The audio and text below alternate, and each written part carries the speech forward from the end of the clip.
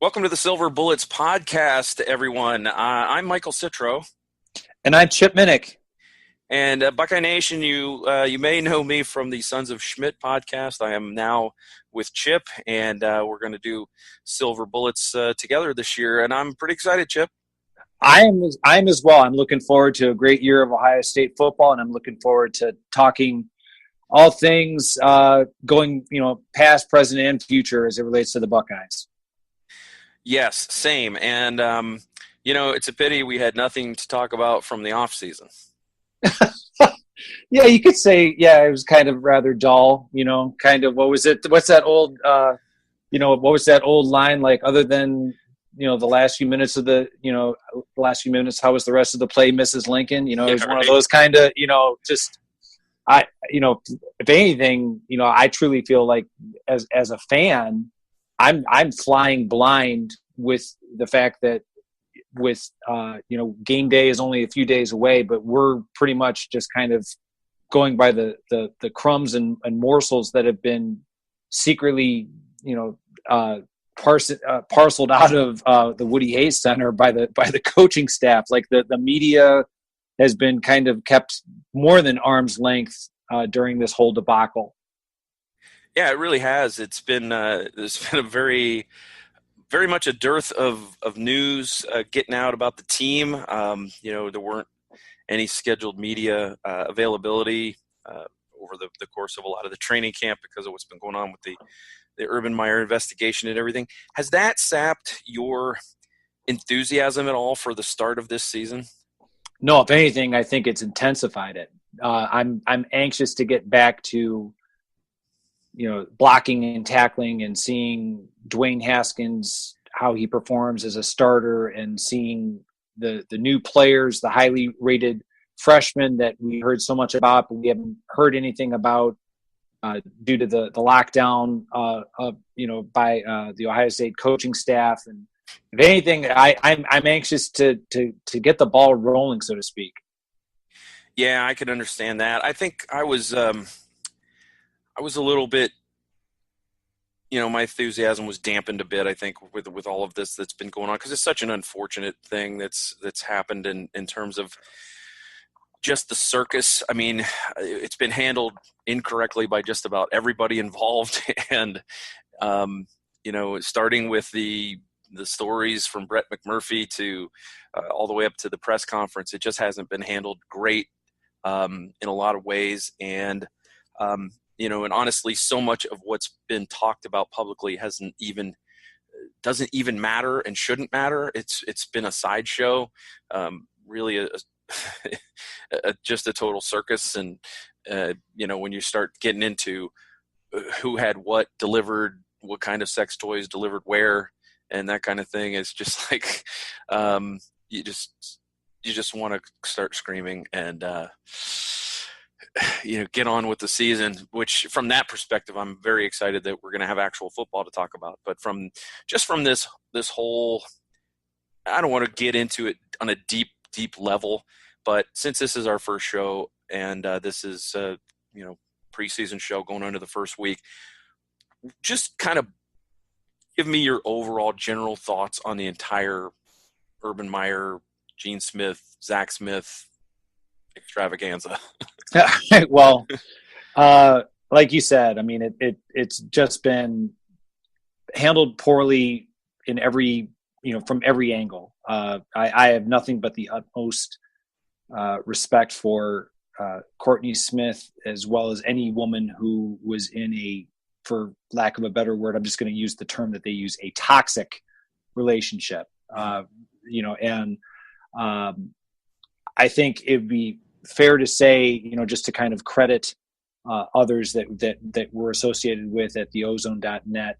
The one thing that I guess that I'm perpetually puzzled by this entire, that I will never, ever understand it, is all of this was for Zach Smith, like for a wide receivers coach who, yes, he was well respected from what I understood as a solid recruiter, but the quality of the players on the field, as well as everything that has come out, like you said, in terms of all the sordid details about, what he ordered and how he treated his ex-wife and, everything like that. I mean, it just boggles my mind. That's, like I said, I'm completely puzzled by the fact that Urban Meyer tolerated as much as he did from Zach Smith, that he wouldn't have tolerated from any other member of that staff or any of the players that were on that team. So that's the one thing, no matter how this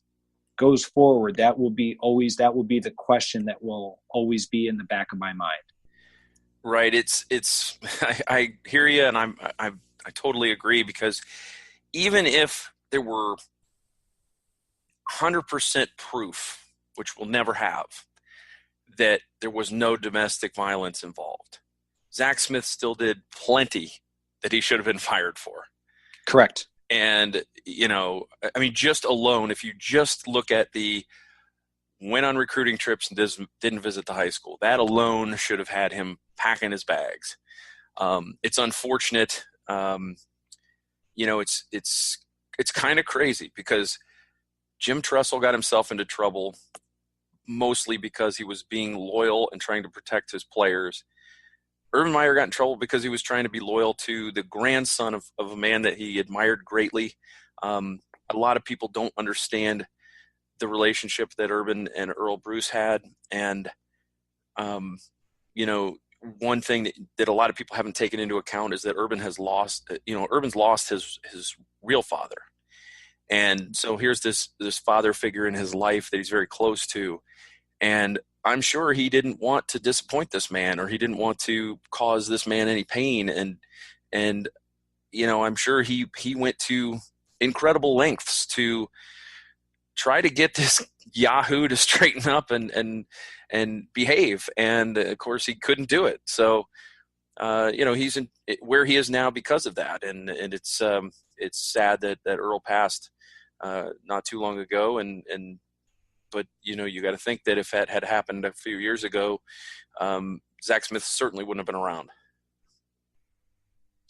And just to kind of chime in on a different, I guess, facet of this whole situation, and that is Lynn Bruce, who is Zach's mother, Earl's daughter.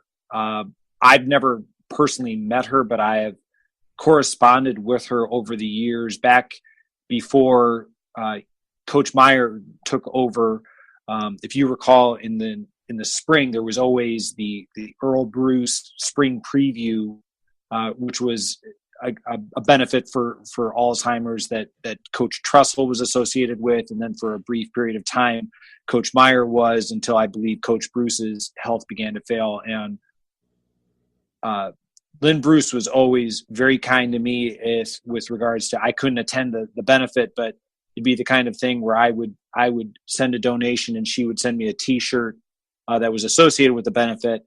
And the fact that I'm sure that you've seen, Zach's brother, I believe his name is Carter. He had a Facebook post about how the toll that this has taken on the family. Mm-hmm. Nobody's gonna walk away from this unscathed. It right. Doesn't matter if we're talking about Courtney Smith and the fact that the Powell Police Department is being accused of covering this up, but the fact that there were multiple times where they were called out there, but they never arrested Zach. And, it just seems as though everyone is going to take it, is going to bear some scars from this. And I think that's the one thing that I'm just going to always, as I said a few moments ago, I'm always going to be wondering why there was such a tolerance and a tremendous amount of patience and forgiveness for Zach Smith that Urban Meyer wouldn't have given anyone else. I completely appreciate and understand the love and loyalty he had for Coach Bruce, the respect he had for him. But I just think at some point he would have, he would have disciplined him much more sternly than it seemed that he ever did during his tenure as the wide receivers coach. Yeah, I agree with you. I wonder, I just read a book about the 10-year war between Woody and Bo. And one of the things that Woody always hung his hat on was that he never fired an assistant coach. And I wonder if Urban had kind of was hanging his hat on that as well, and that was something that he was taking pride in, because I think he had, to my knowledge, he had not never fired an assistant. I'm just speculating. I have no idea, and it has no bearing ultimately on, how this played out. But I wonder if that is something that he sort of, takes pride in. That's a reasonable hypothesis, because I know we're talking about, the firing of assistants, and I'm going off of something that I heard Bo Bishop mention as it relates to Earl Bruce, and that was a lot of people, it seems difficult to imagine now, but a lot of people forget that Nick Saban actually was an assistant for Earl Bruce back in the early 1980s. And after the 1981 season, Nick Saban was one of a few assistant coaches that Coach Bruce let go. And according to Bo Bishop, who worked with Coach Bruce on his television show before Coach Bruce health began to fail, and he frequently golfed with Coach Bruce. Bo Bishop said that Coach Bruce had nothing but the highest respect for Nick Saban, and nothing but the deepest regret for having fired him, that it was almost like he did it impulsively, in the heat of a disappointing season, in the aftermath, I should say, of a disappointing season, that he fired Nick Saban. And Bo Bishop, the way that he told the story is, before the Sugar Bowl matchup between Ohio State and Alabama a few years ago, that Coach Bruce would become his characteristic, prickly, angry self, when reminded of the fact that he had Nick Saban on his staff. He's like, don't remind me of that, like I should never have done that, kind of a thing, according to the way that Bo Bishop tells the story. So getting back to it, I think the fact that, Coach Hayes had such loyalty to his assistants, Coach Bruce pretty much did. Obviously Coach Tressel did. Maybe that was in the back, the fact that Coach Meyer never ever, through his time at Bowling Green, at Utah, at Florida, that he had never fired an assistant, as well as when you throw in the fact that, oh, by the way, the assistant in question is the grandson of your mentor. Yeah. I mean, it's interesting. It's something that I would be curious if you could get an honest answer out of Urban about that. It's most high profile coaches have a tremendous amount of ego involved in what they do that kind of helps them be better at what they do. And, it's almost like your ego takes a hit. If you fire them, you're admitting you made a mistake in hiring them in the first place, kind of thing. And so I wonder if that plays in. But, before we move on to actual football talk, what kind of response did you have at learning about the punishment that was handed down from the Board of Trustees, from Michael Drake to Urban Meyer, in terms of getting 3 games, but then you go to great lengths in the report of saying that he, didn't condone anything, didn't cover anything up necessarily. He just didn't maybe handle it as well as he should have, kind of thing. It's very odd to me that that they, the strong wording about how they believe that had he known anything, Zach would have been fired, and yet he still gets 3 games. Yeah, it was kind of, like that whole saga that I think every Ohio State fan went through last week when this was all transpiring. The idea that, okay, well, we're going to probably know, by early afternoon, and then early afternoon turned into the evening, and then it turned into later evening, and then finding out that Urban Meyer was going to be suspended for 3 games, and that Gene Smith was going to be punished without a salary, and then the release of the report. And I have to confess, I didn't read it as soon as it was released, but as soon as, like the next day when I had the opportunity to read it, and perhaps this is going to get me the ire and wrath of Ohio State fans who listen to this podcast, but I kind of looked at it as though the fact that the national media was outraged and a lot of diehard Ohio State fans were outraged with the 3-game suspension, I almost kind of walked away from it after reading the report. Like, maybe they got it right. that maybe the idea that nobody nobody is walking away happy. Nobody is kind of feeling like that they have the upper hand in this whole situation. Like the national media is still trying to stir the pot of discontent, but it almost seemed as though after reading through the details of the report, and as we've been discussing, just kind of, how was this allowed to happen? The fact that you're on a recruiting trip, but you go to a strip club and you don't show up, and all the other things, that have been discussed ad nauseum. I just think that the 3-game suspension, that, yes, I mean, it's disappointing, but I understand in terms of the gravity of the situation, like you said, and I can agree with you. We're never going to know the full truth of actually what took place between Zach and Courtney Smith, and it's unfortunate that Urban Meyer didn't handle this properly. But I do believe that the fact that the 3-game suspension, I think that probably is I guess you could say it was handled, if not fairly, I would say that it was handled understandably. Yeah, that's a good way to put it. When I read the report, I thought, after reading the report, I thought 3 games is probably okay. Even maybe 6 games or a year, I probably couldn't have complained a whole lot about, other than the fact that they worded very strongly that, that he didn't condone anything, he didn't cover anything up, but he certainly misled at the media days, Big Ten media days, because he was, supposedly thinking of the word charged rather than the word, allegations. But it was really an interesting read. And of course, the most concerning thing, other than the fact that there may have been domestic violence that has so far gone unpunished, the other disturbing thing was the conversation about the text messages. And we don't know that any texts were deleted. It could have been that that's the way the phone was set up. I know that my phone is set up to delete texts after a certain amount of time.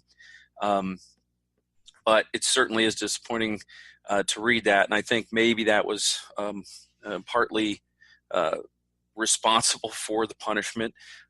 Certainly it's not a good look. And it may have been something just, hey, I know people are going to be poring over my phone. There's some things on here I don't want them to see.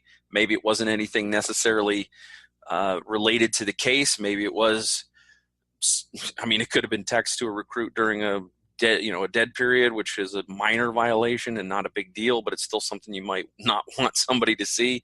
Or it could have been just something embarrassing. I got texts that I wouldn't want people to go through and see, even though they wouldn't get me into trouble of any kind. It's just that kind of things. But it was the most concerning thing, and it's the thing that really the haters latched onto the most. So I think you're right when you say that nobody seemed to be happy about the ultimate decision. And it's kind of like when both sets of fans at a football game are mad at the referee, you think that's probably a fairly judged game.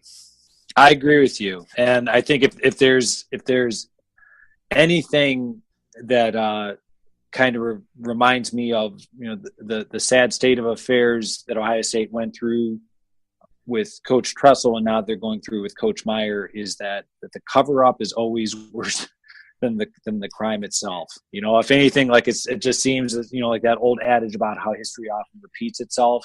Mm-hmm. That to me is just kind of like, you've got to be kidding me. Like kind of what we've been saying, that, Coach Tressel, he was fired for lying to the NCAA, but at the root cause of it was his loyalty to his players, was what caused it.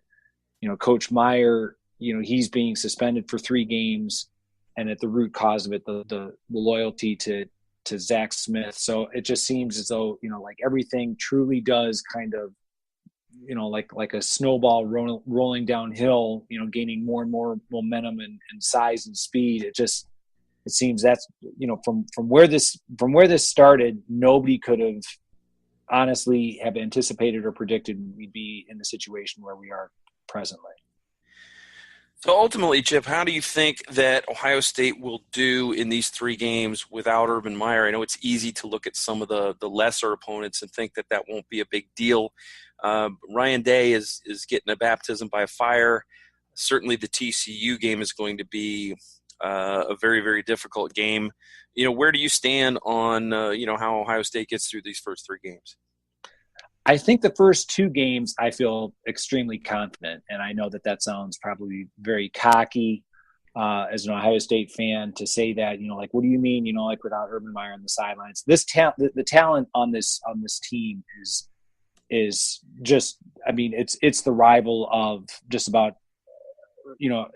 I should say the envy of just about any college football team around the country, and I'm including Alabama and Clemson in that statement. I think that when you think about the players that Urban Meyer and his staff have recruited over the last several seasons, there aren't too many teams that wouldn't, take not only our starters but also, the backups and maybe even the third team players, like in place of their starters. If there's a concern for the first three games, and I mentioned this before, for the ozone.net when looking at the opponents, is that my concern going into the game against TCU is the fact that Oregon State, which we'll be talking about, and Rutgers, I think Ohio State should be able to win fairly easily just because of the talent differential. But that almost kind of, I don't want to say that they won't be challenged, but I'm not sure how much of a challenge that either Oregon State or Rutgers will be able to give them. So going into a neutral site game, but in my humble estimation, this is pretty close to a home game for TCU. I mean, when you're only a half hour away from your home stadium, the fact that they're going to be playing against TCU with a still relatively inexperienced quarterback, some inexperience at some other key positions, especially like at the linebacker spot, which was kind of the problem area for Ohio State last year. I'm not really sure how good Ohio State is going into that TCU game, and without Urban Meyer on the sidelines, that game seems a little bit more dicey to me than it did prior to the suspension. Yeah, I agree with you. It's going to be difficult. The thing that we'll have to keep an eye on, obviously, is the play calling. How Ryan Day manages the game as well as play calling duties. He's going to be splitting that with Kevin Wilson. They're going to be working together, and he'll be calling plays from the sideline a lot. And it'll be interesting to see how that goes, because that's something that is not something that all head coaches can do. And for all intents and purposes, that's what Ryan Day will be for the next 3 Saturdays. He'll be the head coach at Ohio State on an interim basis, and he'll be charged with doing quite a bit. And I know that there may be some learning curve. It'll be interesting to see how fired up the Buckeyes are, because that's one thing that Meyer is great at, is that motivational side of things. So it's going to be an interesting start to the season, I think. Yeah, and if there's a comfort to the inexperience that Ryan Day has as the interim head coach, is the fact that Ohio State, the support staff with, as you mentioned, Kevin Wilson, with Greg Schiano, the fact that he has on either side of the ball, he has coaches that are on the staff that have been head coaches before, that he can rely upon in the event that and I don't anticipate it happening, but in the event that, all right, what should we do? What should we call here? I think that Kevin Wilson is the type of guy that, he will be able to, in the event that there are rough waters that need to be kind of navigated, so to speak. I think that that Ryan Day can rely on some of that previous experience. If anything, and I'm not trying to sound selfish about it, this is going to be interesting from the different perspective that for the first time in several years, since the 2012 season when Urban Meyer took over as Ohio State's head coach, we're going to see what it's like to see an Ohio State offense without the influence of Urban Meyer for the first 3 games, because you have Ryan Day and Kevin Wilson have had profound influence on the direction of the Ohio State offense for the first time since 2012. They're not going to have Urban Meyer with a headset. I mean, I'm sure he'll be screaming at his television set from his beautiful home. But and another thing is, as after Saturday against Oregon State, that he gets to coach the team during the week and have his thumbprint on the game plans against Rutgers and against TCU, but just not coach during the game. So this Oregon State game, we might see what it's truly like without Urban Meyer's influence, because it's going to be the Ryan Day, Kevin Wilson, Greg Schiano show. Yeah, and we're going to see a very different looking offense, because for the first time in 32 years, JT Barrett will not be behind the center. But this is where, when they, it's kind of like you don't know what you got until it's gone.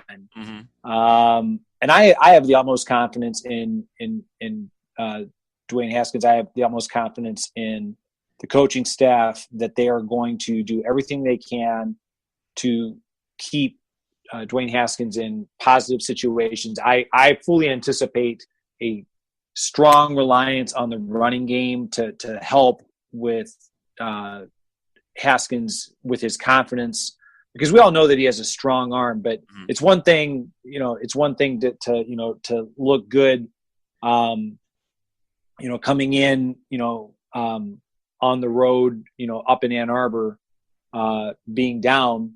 But I think they were, probably thinking, all right, well, let's just get him, through this game and out of Ann Arbor, and with a win, and, we're going to have JT back. Now that security blanket of 32 years, as you said, is no longer there. I think, it's like, okay, you're going to have to do even more to make sure that you don't rattle his confidence. It's plus the fact that we're discounting the future 3-time Heisman winner, according to Tom Orr, I believe, with Tate Martell. He's going to play, and it's going to be interesting to see how these quarterbacks are used, because I personally don't anticipate the zone read as much as we have grown accustomed to over the JT Barrett era. Mm-hmm. And, I just want to see how, what the offense is going to look like with Haskins running it.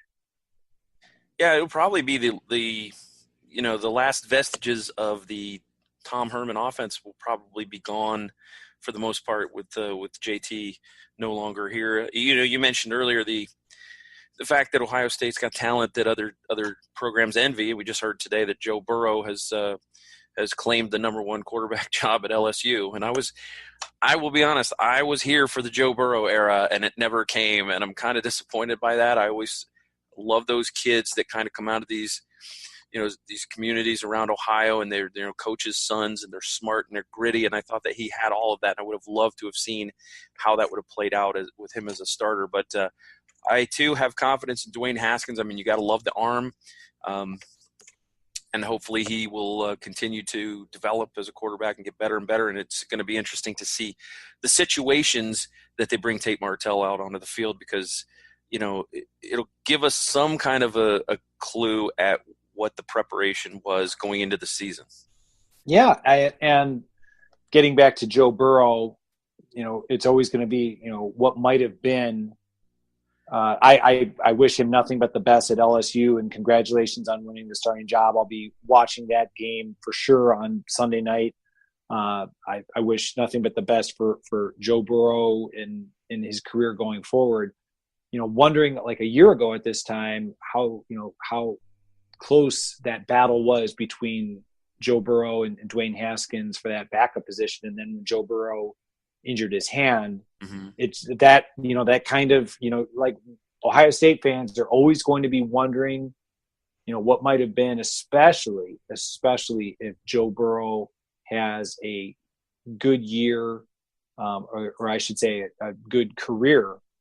Really depends on how he does this year. I'm guessing that, in terms of his future plans, but everyone's going to be wondering, like did Ohio State keep the right guy? Did they let the right guy, or did they did they did they hold on to the wrong guy? Like, did they start the wrong guy? So Mm-hmm. it's unfair to Dwayne Haskins, and hopefully he doesn't try to compete against somebody who has nothing to do with Ohio State football any longer. But yeah, it's always going to be. I was definitely thinking that Joe Burrow's mobility was going to give him the upper hand, but it seems as though with Ryan Day and Kevin Wilson that their sway and their influence over Urban Meyer in terms of the direction that was taken in the spring, that they went with Dwayne Haskins. As I said, you can't. I think Dwayne Haskins, coming in, in a very difficult situation up in Ann Arbor, that was probably what gave him the lead into the spring. He probably never relinquished it. So, it's just going to be interesting to see, how Dwayne Haskins plays, how Tate Martell, how he's used. I'm wondering when and if we're going to see Matthew Baldwin at all this year with, coming off that knee injury, but with that 4-game redshirt freshman rule, that new rule that you can play in up to 4 games. I'm wondering if the knee will allow it, if Ohio State is comfortably ahead, if we'll see Matthew Baldwin get any playing time this year. It would certainly make sense. Yeah, it would. It's we haven't had to talk too much about quarterbacks since the JT comeback when Cardale was still around. But it's going to be something we'll be watching certainly over the course of this season. First-year starters for Big Ten powers sometimes have a rough game here and there. I hope that Dwayne Haskins doesn't. He's got a lot of talent around him. Speaking of which, I think we're both okay with the quarterback situation. We've got to be okay with the running back situation. What concerns you most about the offense? The offensive line. Just simply because when you lose a first-round draft choice in Billy Price at center, and then you're losing, a multi-year starter in Jamarco Jones at left tackle, it is unsettling. And being in Ohio Stadium for the spring game, Thayer Munford, now granted he was going up against Chase Young, and I think Chase Young is going to make a lot of left tackles look bad this coming season. But Thayer Munford certainly didn't seem to show that he was necessarily completely ready to be the starting left tackle. And then the word came out that he's been battling injuries. So we're not sure if it's going to be Munford, if it's going to be Josh Alabi at left tackle. The news that Michael Jordan has been moved to center and Malcolm Pridgeon's going to play left guard, and they have Demetrius Knox at right guard. That's going to make for a formidable interior, which goes back to, the fact that I think Ohio State's going to rely on their offensive line to pave the way for what should be a very talented running game.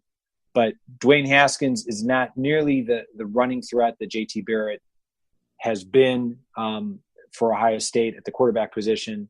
So I'm legitimately concerned about the quality of the offensive line, especially maybe not against Oregon State, maybe not against Rutgers, but against TCU. In the other games further on down the schedule against, Penn State, against Michigan State, et cetera. I think teams that have much better defensive lines, I'm very concerned about the quality of the offensive line and the pass protection that they'll be able to provide to Dwayne Haskins. Yeah, that is the big area of concern. Jordan at center and at Pridgeon and Knox in the middle is a pretty good middle on paper. And as you mentioned, the two guys that are going to be splitting reps or have been splitting reps at left tackle, it's really going to be important for either the left tackle to really step right in and perform, especially when you get to those tougher teams and the teams with good edge rushers, or Ohio State has to do something Ohio State has not done in recent years, and that is give the left tackle help. With that, whether it's a chip from the running back coming out of the backfield or whatever, but they've got to protect, Haskins in a way that they didn't have to protect JT Barrett, because JT had that escapability and the ability to just make these subtle little movements in the pocket and buy himself just enough time to find somebody and get the ball away. You're talking more of a pocket passer with Haskins, and that's going to be a big a key, because it's something that Ohio State hasn't really had to worry about for a few years. Plus the fact, I mean, we're also, I think Brian Hartline, all of the reviews have been sterling about Brian Hartline taking over as the wide receivers coach in place of Zach Smith. But that's also been a position group that has, it's been a question of, all right, is it the talent or is it the coaching? So we're gonna see starting against Oregon State. I mean, there is the fact that you have returning players such as Paris Campbell and Johnny Dixon and Terry McLaurin, let alone players that are emerging like Austin Mack, Ben Victor, Jalen Harris was talked about at least during the early part of the spring, and I haven't even like the possibility of some of the true freshmen could possibly contribute. So I think offensively it's going to I think it's going to be it's going to be interesting to see, just because of I'm not saying that Dwayne Haskins can't move, but for lack of a better word, the over reliance on JT Barrett on 3rd and 1, to do that zone read and keep it himself. I think that on short yardage, I think that's where we're gonna see some differences with relying on Mike Weber or J.K. Dobbins to get that yard and keep the drive going. Absolutely. So why don't we turn our attention a little bit to the defense? We did learn who the starters were going to be at the linebacking position. Personally, that's the area of most concern that I have. Is that how you see it? Absolutely. And it kind of goes back to what we were saying. Is it the talent or the coaching? And I think that the arrow right now is, at least from the fans' mindset, it seems like it's being, if there's a blame arrow being directed at the coaching, specifically, like Bill Davis, the linebackers coach. Last year, the linebackers didn't play up to Ohio State's fans' expectations. Mm-hmm. The fact that you have a lot of talented players, such as Baron Browning. Now, granted, it remains to be seen if Baron Browning would be better suited playing on the outside versus playing the middle linebacker. But with Tuff Borland still recuperating from that Achilles injury, remains to be seen how much Baron Browning is going to alternate with Justin Hilliard. And then you have on the outside, Pete Werner was a player that I think a lot of fans kind of, I don't want to say disregarded, but he kind of was flying under the radar. He made his name and reputation for his solid special teams play, and the next thing you know, that he's being listed as a starter. Malik Harrison, that was not a surprise, but I was a little bit surprised. I truly thought it was going to be Keandre Jones at the position that Pete Werner was named the starter. But from all accounts, it seems as though there's going to be a lot of rotation at that linebacker spot against Oregon State and probably throughout the season. Yeah, and I'm guessing that early in the season that rotation will be, what does this guy give us? What does this guy give us? Let's move some guys around, see what they can bring in different positions. And I think that we're going to kind of see an audition process from these guys, I think, at the beginning of the season. And Pete Werner, you're right, is a guy who's kind of flown under the radar and people slept on him. But, kudos to – I love it when guys kind of come out of nowhere and claim a spot like that. So it's going to be interesting to watch Pete and see how he does. If there's a secondary concern for me, it's probably the safety position. How do you see that? And does that bother you at all? Are you okay with the safeties? I think the safeties are there's a lot of talent, but again the fact that they're saying, all right, well, there's still a battle going on, at the position between Isaiah Pryor and Jocelyn Wint, and it just seems as though that would have been solidified by now. I was kind of anticipating, to tell you the truth. I thought the way that Urban Meyer was talking up Josh Proctor earlier in the summer, before everything kind of fell apart, so to speak, with the off the field. I was kind of under the impression that Josh Proctor was going to be a player who could possibly emerge at one of those safety positions. So, yeah, I think your concerns about the safety spot, not necessarily being solidified, I think that's well founded. Well, we will definitely see what happens on Saturday. This is, of course, it's my first Silver Bullets with you. We're kind of shaking things out, see how they are. We're a new partnership here. We haven't really got our rhythm yet. So this may be a little bit shorter than what we end up with going forward. But before we get out of here, I want to talk a little bit about Oregon State and kind of what you expect to see on Saturday. This is one of those things where Oregon State's got a new coaching staff. They're not, they came into this season off a 1-11 season last year. They're not, they're not walking in as the Pac-12 conquerors or anything, but there's a lot of question marks on the Ohio State side as well. Will this be an Oregon State team coming in that sees this turmoil in the preseason and thinks that there's an opportunity to come in here and steal one? I'm sure that's what they're hoping. I shouldn't sound so disrespectful, but the reality is Oregon State, they haven't had a winning season since 2013, and they were 1-11. The only game that they won last year was in the second game of the season, which was against FCS Portland State. They won that game, by 3 points, and Portland State wound up losing all of their games. So it wasn't as though Oregon State, that they defeated an FCS powerhouse. Mm-hmm. I will give credit to the fact that Oregon State, they played some of their games, even after Gary Anderson resigned, they played some of their games tough. Like they almost upset Colorado. They almost upset Stanford. They lost by 1 point to Stanford. But in the latter part of the season, I think that the players, they gave up. I mean, they were blown out in their latter games. The worst being, in their rivalry game at Oregon, they were blown out like 60 something to 10 or so. It was pretty damn bad. So Jonathan Smith, he's coming in, and I think, anytime, you have a first year head coach, let alone coming into where the cupboard is pretty bare, I think you have to just kind of prepare yourself for a lot of ups and downs.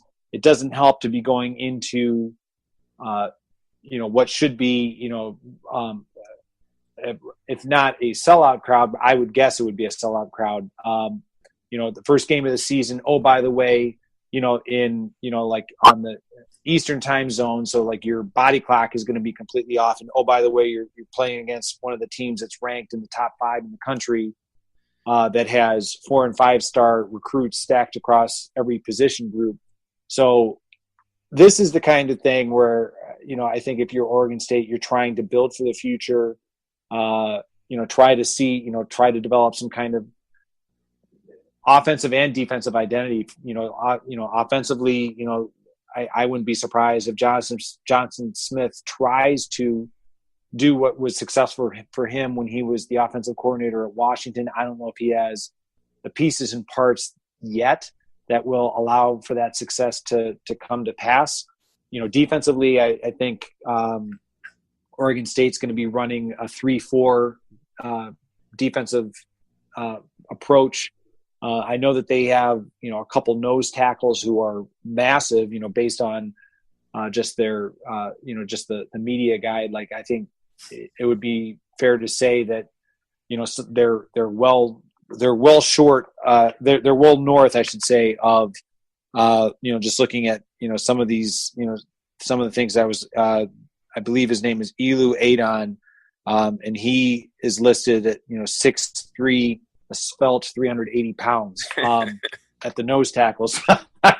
So now that sounds like, okay, it sounds like a big boy. It also sounds like the kind of guy that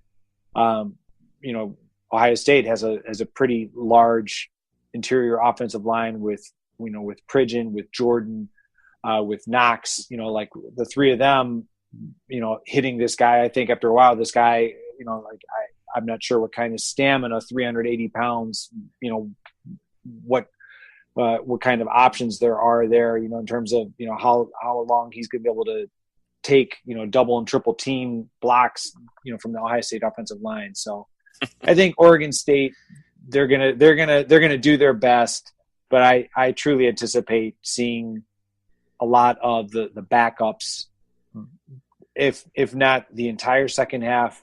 I would be surprised if not by the end of the third quarter, because I just think that the talent differential is quite substantial. That's basically, how I summarize that. All right. Well, the first thing I want to say is I want to assure our listeners that Portland is not a state.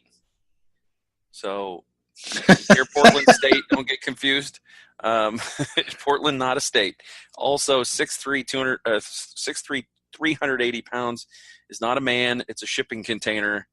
It'll be difficult to move him, but I think you're right. I think he probably wears down over the course of the game, although he may gum up some running lanes early in the game and make some plays, but or help create room for others to make plays. But I think you're right. I think this is a team that Ohio State should handle in week one.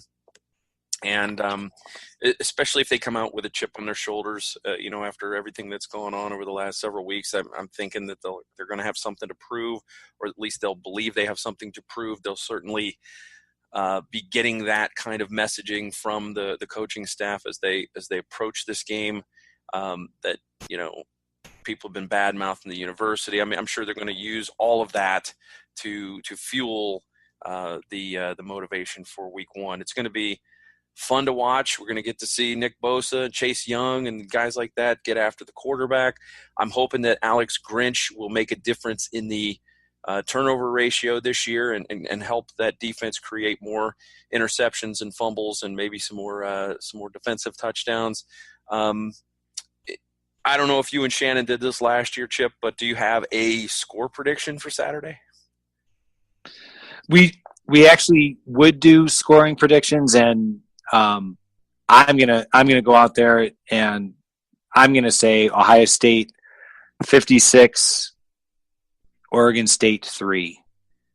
Okay. I'm a little concerned about first-time coach, first-time starter. I'm going to say, but not overly concerned, I'm going to say 49-17. Okay. That's all right. Okay. It may. Yeah, I could even foresee one of those stubborn first quarters where we're kind of waiting for the Buckeyes to kind of get going, and where things are a little longer than they need to be. But that's kind of the way I'm looking at this. I guess sometimes I'm a little pessimistic, but it has served me well at times.